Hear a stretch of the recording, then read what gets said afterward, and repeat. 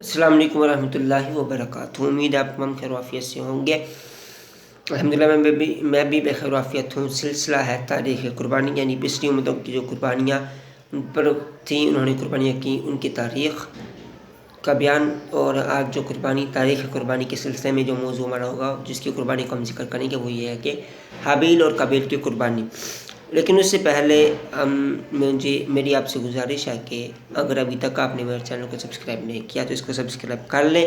Subscribe کر چکے ہیں تو اس کو شیئر لازمی کریں اور ویڈیو پر لائک کمنٹس کریں اور اپنے مشوروں سے نوازتے رہیں۔ چلتے اپنے موضوع کی طرف۔ علماء سیر و اخبار نے بیان کیا ہے کہ حضرت حوا کے حمل سے ہر بار ایک لڑکا اور ایک لڑکی پیدا ہوتے۔ تو حضرت آدم علیہ السلام سے پہلے کوئی دوسرا آدمی نہ تھا، ان کے علاوہ کوئی دوسرا آدمی نہ تھا، تو اس لیے نکاح کی جو رسم تھی وہ یوں ہوتی کہ ایک حمل کی لڑکی کا دوسرے حمل کے لڑکے سے نکاح کیا جاتا۔ اب ایک حمل میں قابیل اور اکلیمہ اور دوسرے میں حابیل اور جو ہے وہ ایک میں قابیل اور اکلیمہ اور دوسرے حمل میں حابیل اور لیہودہ پیدا ہوئے۔ اب قابیل کا نکاح لیہودہ سے اور حابیل کا نکاح اکلیمہ سے کر دیا گیا، یعنی کرنے کا کہا گیا۔ تو قابیل نے اس کو نہ مانا کیونکہ اکلیمہ وہ زیادہ خوبصورت تھی اور لیہودہ ذرا کم خوبصورت تھی۔ تو اس نے آدم علیہ السلام سے کہا کہ میں یوں نہیں کروں گا، میں اکلیمہ سے نکاح کروں گا۔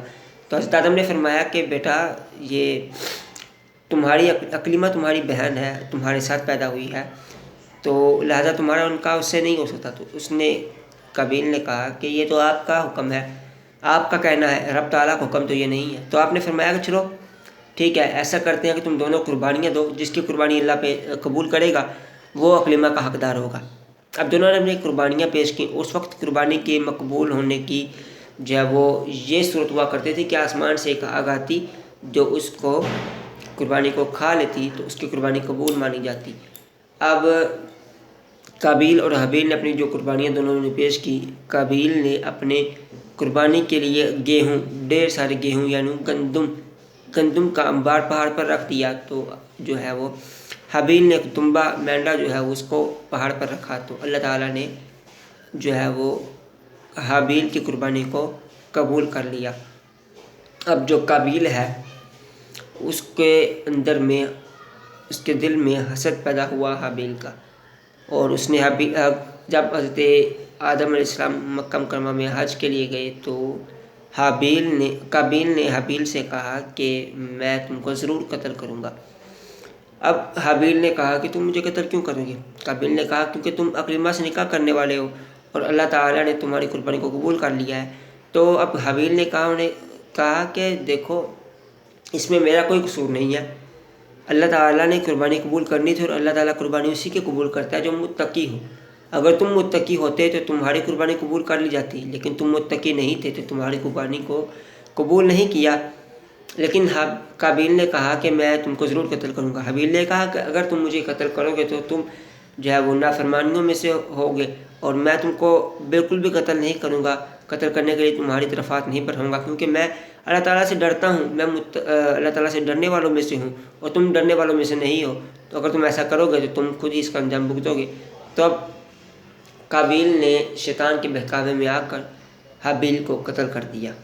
اب حابیل کو قتل کرنے کے بعد اس وقت پہلے کوئی انسان مرا ہی نہ تھا، لاش کو لے کر وہ اپنے کندھوں پر لاش کو لادے قابیل چکر لگاتا رہا، مدتوں تک وہ گھومتا رہا کہ اس کو کہاں ٹھکانے لگایا جائے۔